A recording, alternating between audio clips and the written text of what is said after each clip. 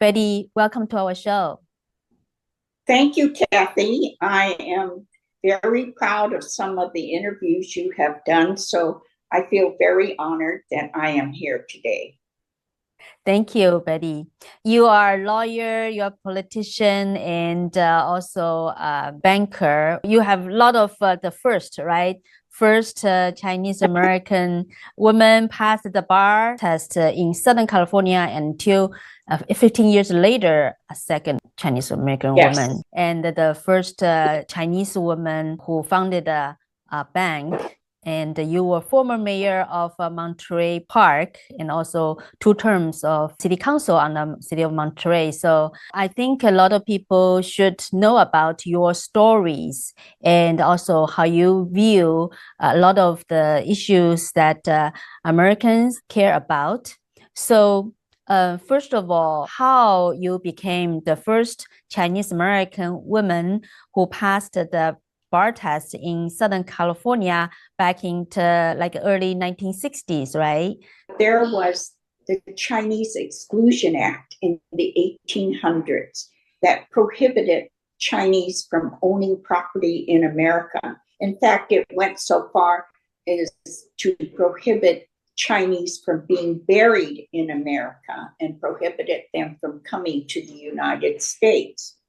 So there were very few places where the Chinese could live. And when I was born and raised in San Diego, we lived in the very poorest parts of town, and I lived a block away from Skid Row. However, my great-grandfather had come to the United States prior to the Chinese Exclusion Act, and as a result of that, he had purchased property and had it in the name of another relative who was in the United States as a United States citizen. So, and it was a piece of farmland. So my great-grandfather went back to China as he got older because he could not be buried here in the United States. So he went back to China to be buried. My father, as the oldest son of the oldest son, came over to America. So every once in a while, a block away from Skid Row, we would go out to the country where we were farming Chinese, particularly Chinese produce. And at that time, we did hire illegals to work on the farm. And I, as a young child, would, when we went out there, would work alongside with them. But when we saw the immigration officers coming and beat them up, I determined at the age of 9, without really knowing too much about what the law profession was, I decided I wanted to be a lawyer. So that was at 9 years old. Little did I realize that today I have such empathy for the Border Patrol agents, and it is in the reverse of where I stood at that time with reference to observing the illegal aliens that were coming over to the United States. My parents, of course, did not support me in that decision because they wanted me to be stereotyped into being a nurse, secretary, or a teacher. So without your parents' support, you still persisted to become a lawyer? Yes. How hard was it to pass the test, bar test at that time? How did you do it? Passing the bar was much easier than sustaining the daily activities in law school, because I was only one of 4 women in my class, in a class of over 200 law students. I was called on almost every day in at least 1 or 2 classes a day. I was the only minority woman with very little family support. There was a Jewish woman who was the daughter of a very well-known surgeon in Beverly Hills. Of course, they were Jewish, but she ended up being on the court system due to family support. In fact, I went to a very prestigious law school at that time, the University of Southern California. And because it had such a great reputation, all of the students got interviews set up by the school, because the prestigious law firms would call the school and the school would set up the appointments. I was the only student that did not get an interview. And upon inquiry, I was told that I would not be provided for interviews because not only the doors would not be closed in my face, because the doors would not even be opened when I appeared before it. Early in your life, so it sounds like you did experience discrimination. Yes, I did. Kathy, I don't know whether it was racial. I don't know whether it was because of my gender, but nevertheless, it did exist. Race issue or the race discrimination is such a big issue in the nowadays America, and so controversial. So based on your own experience, how do you view this issue? Really, during law school time, and particularly after that, I began to realize that I had feelings and opinions that the Chinese was the most discriminated race in California. For instance, there were many, many commercial banks as well as home loan financial institutions for all the other major minority racial groups, such as the Blacks and the Hispanics. And the Japanese had theirs. We were the only group that didn't even have the privilege of being denied a home loan, because it was a carryover from the Chinese Exclusion Acts, which prohibited Chinese, and it was in grant deeds, covenants, that Chinese could not own property in the United States. So we didn't even have the privilege of being denied a loan, because we could not even get the loan applications for a home. So that was one thing. I also noticed racial discrimination in the schools. Where I went to school was a school for those people that lived near Skid Row and surrounding areas. And it was not until I became a little gang leader and got in trouble, and I was sent to a boarding school for the elite that served the Hispanic community as well as the white community. I, being the first Chinese there, was discriminated in school also, in elementary school, and of course in law school. Also, there was discrimination in housing. In fact, when I went to look for homes, I was specifically told that, oh, you would not be interested in buying this home. And they would tell me the reasons. And I would dismantle the reasons, but they would not be selling to me. Now there's this controversy about this racial discrimination, saying United States is systematically discriminatory. So how do you think of that? I do not believe that there is systemic racism in the United States based upon what I observed and what I personally experienced in my younger days. I really felt that God had given me the opportunities to advance in the career of an attorney, where I could help dispel some of those racist ideas in the past. For instance, I helped start the first Chinese-American senior home project in Los Angeles, Chinatown.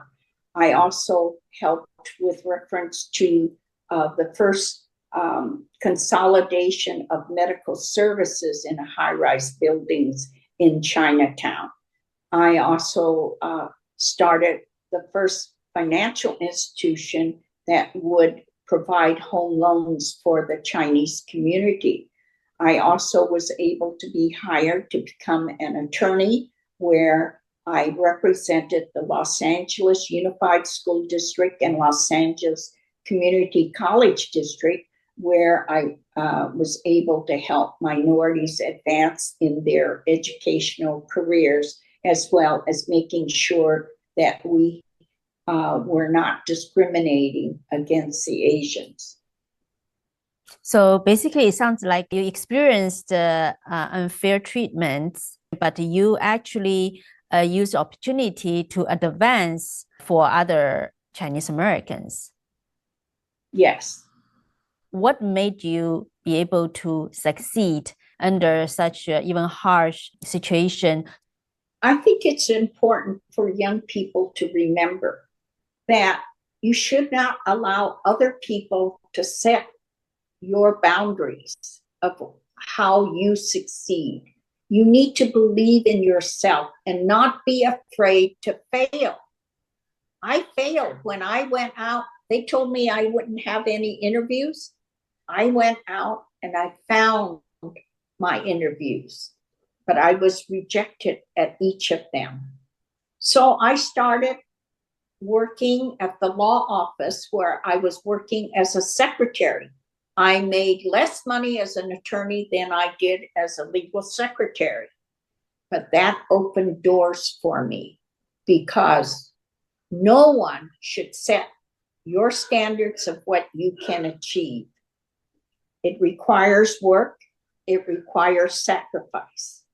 And I do not believe that it is unfair and that it is not equitable for somebody to work harder than someone else in order to achieve, because only you can prevent yourself from meeting the goals that you want to meet. Because if you can't reach it one way, you can reach it another way. It took me approximately 5 or 6 years from the first time I tried to organize and get a charter for a financial institution that would give home loans to the Chinese. But I did not give up. And now we are celebrating our 50th anniversary of giving thousands and thousands of loans to help Chinese and Chinese Americans enter into the mainstream of American prosperity. Right now, it's discussed, among the Chinese community is that the states like Texas are trying to legislate 4 countries, including China, from buying farmlands. So some Chinese Americans understand why, but some putting up the parades to protest such legislation. And some saying, oh, it's going to be another wave of Chinese Exclusion Act. So what do you think of what's happening with this issue? We have a right to protect ourselves. And when the past actions of the Chinese who purchase properties near defense facilities, when they have surveillance that cross over and are able to surveil strategic locations, such as military locations, research locations, we have a right to protect ourselves. And remember, if we want to break ourselves from being dependent upon different countries for our own farmland, it has been a long while that we talk about protection of our own farm resources. including it should be treated the same as drug manufacturing for our own safety, that we do need to have domestic production.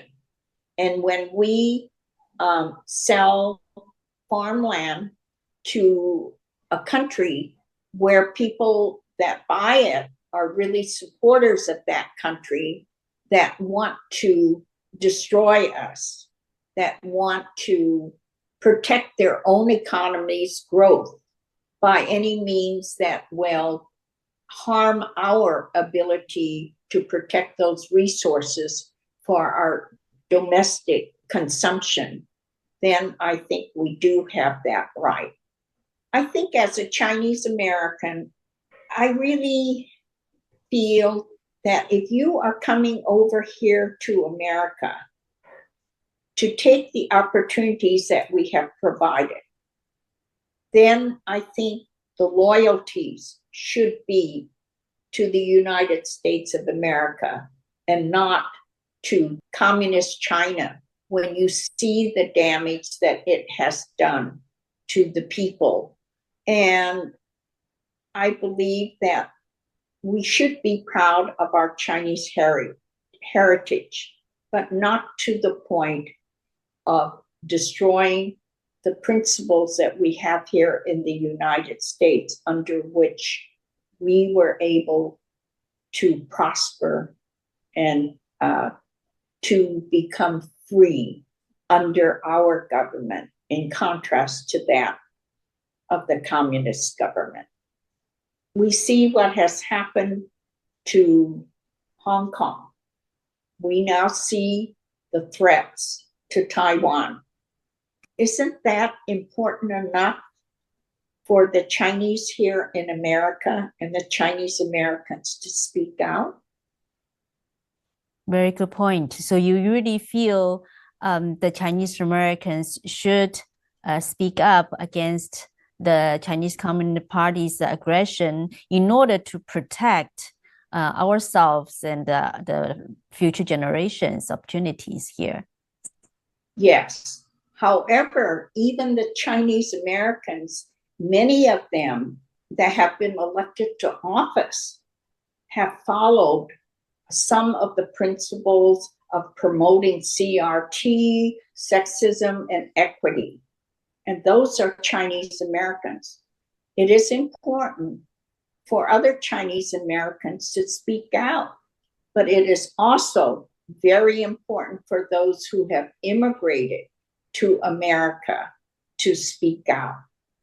It is time for us all to speak out in a united voice against the damage that is being done to our rights under the Constitution of the United States. If not us, who will speak up?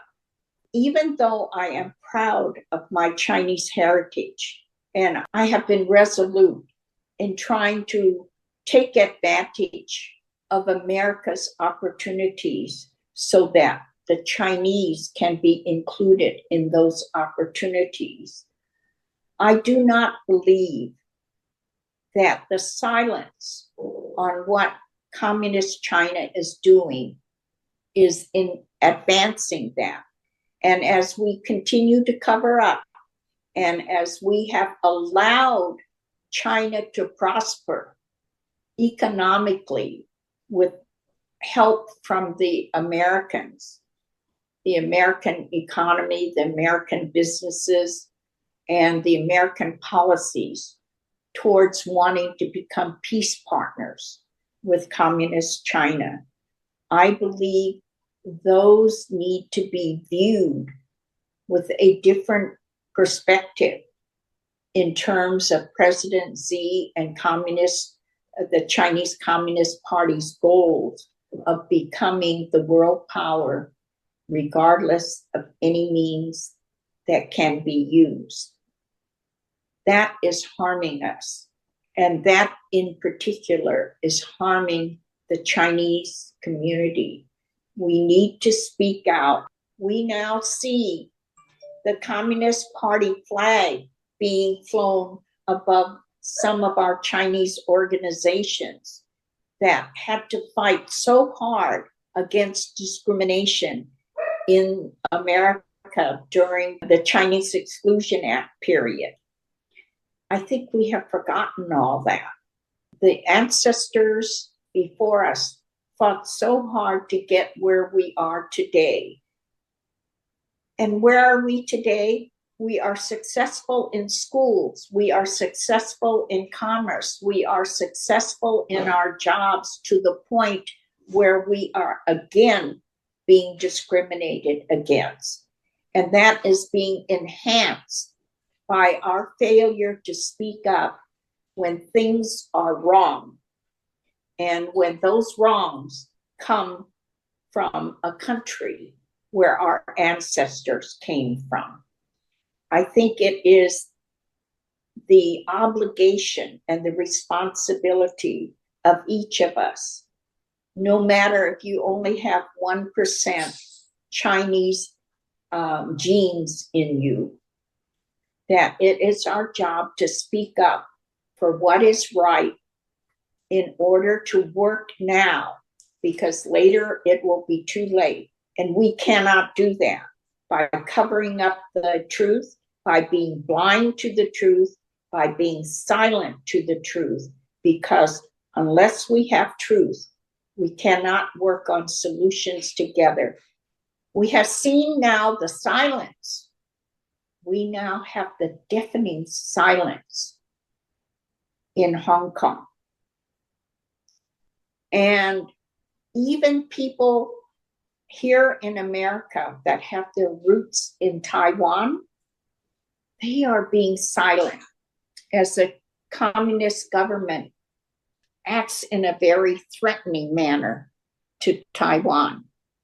And that is why I am so concerned about what is happening in Ukraine with the rumors that China is soon going to help Russia in terms of supplying military support with reference to Ukraine. We must stop aggression by all nations, including America's aggressions. But we have that right to be aggressive when we are protecting our rights. And that was what we were doing in shooting down the balloon that transgressed so far into America over strategic locations and no apology for it.